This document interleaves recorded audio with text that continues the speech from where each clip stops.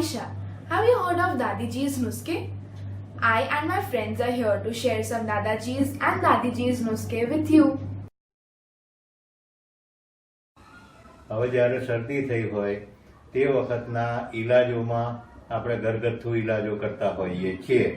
હવે થોડુંક મધ લઈએ, એક જણ માટે, પુખ્ત ઉંમરના માણસ માટે થોડું મધ લેવાનું ચમચી, 1-2 ચમચી આદુનો રસ લેવાનો, ત્યાર પછી એમાં થોડી હળદર નાખવાની અને દૂધ, એ બધા સાથે જો પીવું હોય તોય પીવાય અને પાણી રેડીને પીવાથી પણ એનો ફાયદો થાય છે.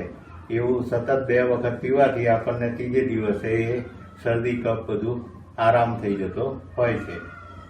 Amazing, isn't it? For more videos, like, share and subscribe our channel.